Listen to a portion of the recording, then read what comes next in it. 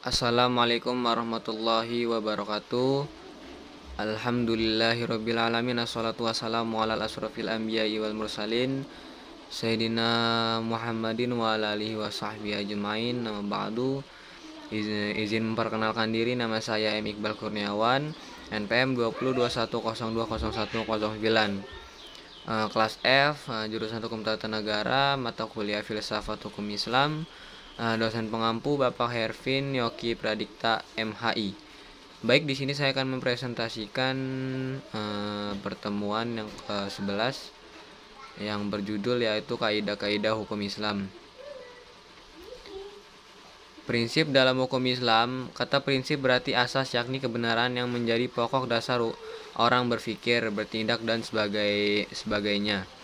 Adapun yang dimaksud dengan prinsip hukum Islam ialah cita-cita yang menjadi pokok dasar, landasan atau tumpuan hukum Islam. Adapun prinsip-prinsip dalam hukum Islam itu antara lain, yang pertama ada meniadakan kesempitan dan kesukaran. Contohnya, orang yang sedang berpergian sakit dan dalam keadaan hamil atau menyusui boleh tidak berpuasa. Yang kedua, sedikit pembebanan. Prinsip ini mengisyaratkan bahwa pembebanan syariat atas manusia memang ada, akan tetapi syarat yang diturunkan atau dibebankan itu diterima apa adanya tanpa mempersalahkannya atau mempertanyakannya, yang dapat menimbulkan kesukaran dan pemberatan atas pundak mukallaf terhadap kewajiban agama yang diembannya. Prinsip ini dilandasi oleh firman Allah Subhanahu wa taala dalam surat Al-Maidah ayat 101. Yang ketiga, bertahap dalam menetapkan hukum. Al-Quran diturunkan secara berangsur-angsur, bukan sekaligus, sebab mengingat potensi manusia yang sangat terbatas, hingga ketika ada ayat yang telah diturunkan kemudian dipahami, barulah ayat lain diturunkan. Yang keempat, memerhatikan kemaslahatan manusia. Dalam penetapan hukum selalu didasarkan pada 3 sendi pokok, yaitu hukum ditetapkan setelah masyarakat membuat hukum-hukum itu. Yang kedua, hukum-hukum ditetapkan oleh suatu kekuasaan yang berhak menetapkan hukum dan memudahkan masyarakat ke bawah ketetapannya.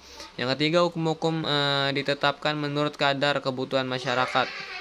Yang kelima ini ada mewujudkan keadilan. Manusia menurut pandangan Islam adalah sama baik di hadapan Allah Subhanahu wa taala maupun di hadapan hukum, tanpa ada melihat kepada tinggi rendahnya suatu jabatan seseorang, tua maupun muda, melainkan seoptimal dan semaksimal apa yang telah ia perbuat dengan hukum Allah itu sampai mendapat sedikit takwa. Kaidah dalam hukum Islam. Kata kaidah secara etimologi berarti asas. Adapun Asyuyuti dalam Alkitab Asybah wa An-Nazair bahwa kaidah adalah hukum yang bersifat kulli, menyeluruh atau general law yang meliputi semua bagian. Macam-macam kaidah hukum Islam, yaitu yang pertama ada kaidah asyah. Segala sesuatu perbuatan tergantung pada tujuannya, adapun kebiasaan itu dapat ditetapkan sebagai hukum. Kemudaratan itu harus dihilangkan. Yang kedua, kaidah ghairu asyiyah. Walaupun kedudukan bukan sebagai kaidah asasiyah, namun keberadaan tetap didudukan sebagai kaidah yang penting dalam hukum Islam. Karena pada fuqaha sepakat akan kehujjah kaidah ini. Adapun kaidah-kaidah ghairu asyiyah ini ada sebanyak 40 kaidah yang dapat kita ketahui dalam kitab Al-Ashbah, Al-Ashbah wa An-Nazar,